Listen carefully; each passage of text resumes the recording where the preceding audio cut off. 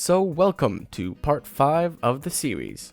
Today I'm beating the Lost City, which turned out to be a quite fun world. But before anything, as per usual, let's get straight to the comments.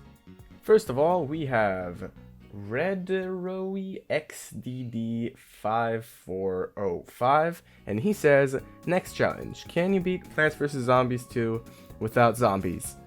Well, it won't really be, Plants versus Zombies. If it ain't zombies, it'll be just like plants.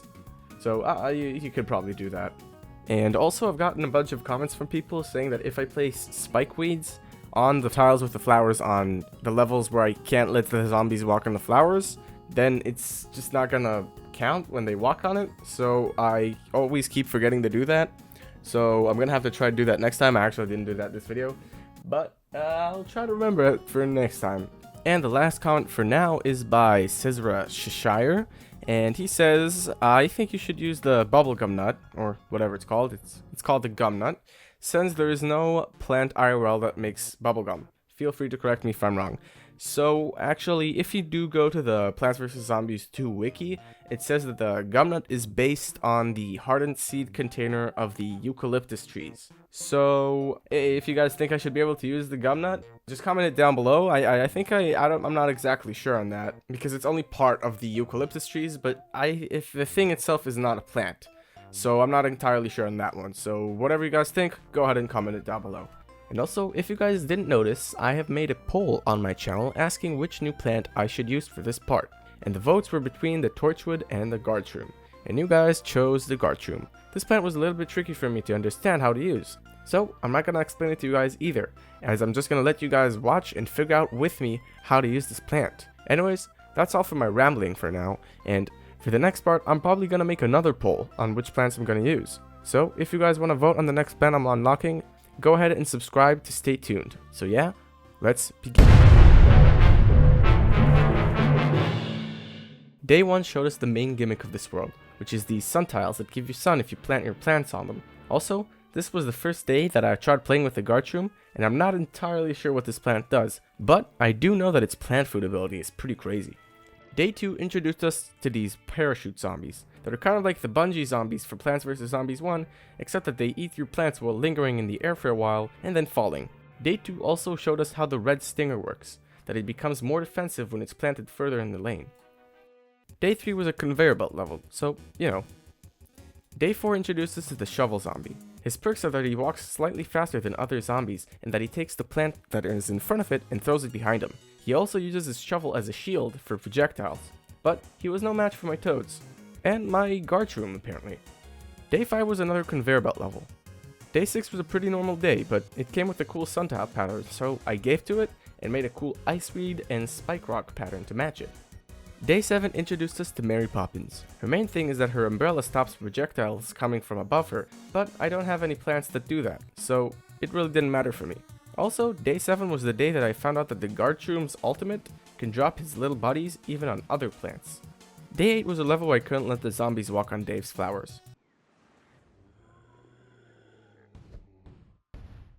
Oh, wait, this is actually a survivor with the given plants level? But they didn't say that anywhere. So, yeah, I just demolished everyone with epic lightning powers. Day 9.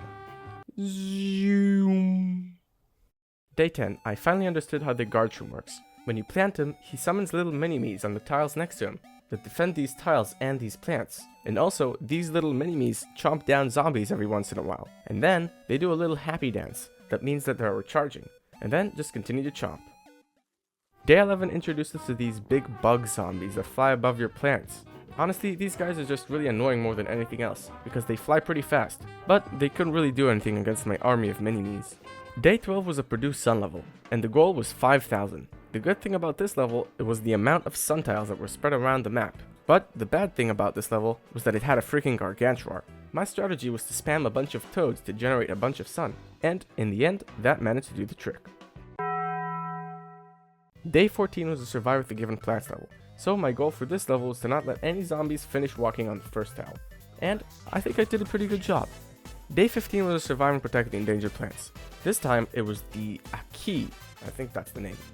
Using a projectile plant was a pretty nice change from the normal stuff, and this level was pretty fun overall. Day 16. Day 17 introduced us to the zombie that defies the most physics in this game. This little imp carries an entire army of infinite zombies on his back, then collapses on his own weight after a bit of walking, and then somehow forms the tent that summons zombies that don't stop coming unless you destroy the tent where they came from. My main strategy for this little guy is to just kill him as soon as he spawns, to not let him summon his army, and that managed to work most of the time. Day 18.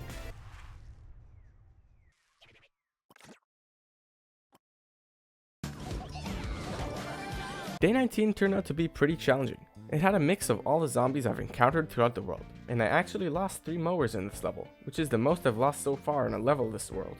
Day 20 was actually the first level I lost in this world, and it's because this level is so damn overwhelming. These zombies don't give you a single second to rest, and I wasn't able to build a proper defense, but I got it on my second try. Day 21 was the first level with the given plants in the entire series that I can actually do, and it's because it had the toadstool in it. Overall, a pretty cool and fun level. Day 22 showed us a new gimmick in this world with these tiles that either burn the lane or roll a boulder on the map. This gimmick is actually pretty cool and I really like this level. Day 23 introduced us to the Indiana Jones zombie. This guy is like the Captain Zombies from Pirate Season, except he's wearing a cheap Indiana Jones costume and he has a smelly looking mustache. This level turned out to be really tough, and in the end, I beat it by losing all my mowers on the last wave. Day 24 was a level where I couldn't let the zombies trample the flowers, and because it was a defense level, the guardroom got it pretty easily. Day 25 was a throwback to those levels where I could only pick 2 plants out of my layout, and this time I chose the toadstool and the guardroom, and that was all I needed to get it first try. Day 26 was just a normal level, nothing new or interesting. Day 27 introduced us to the old guy. Honestly, I don't really know his name, but I think that it's a bit weird to introduce a new zombie at day 27.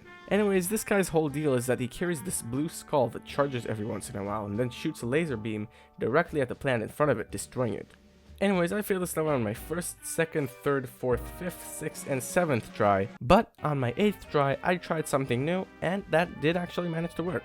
Day 28 was another level that had the cool tiles, so it was a nice break after day 27. Day 29 didn't have any gimmick, but it did have a Gargantuar, and somehow I actually managed to beat this level first try too. Day 30 was a level where I couldn't plant on Dave's funny looking mold. Well, something definitely happened to the difficulty of this world, because I also got it first try. Day 31 was a survive with the given plants, and like before, it had the toadstool, so that meant that I could actually play it. I actually failed this level on my first try, just as the last wave. But on my second attempt, I managed to get it with only 1 toadstool to spare and no mowers. Day 32 is the Zomboss level, so using the magical powers of the gods and 2 bonk choys by my side, I was able to take down the evil Zomboss and conquer the lost city.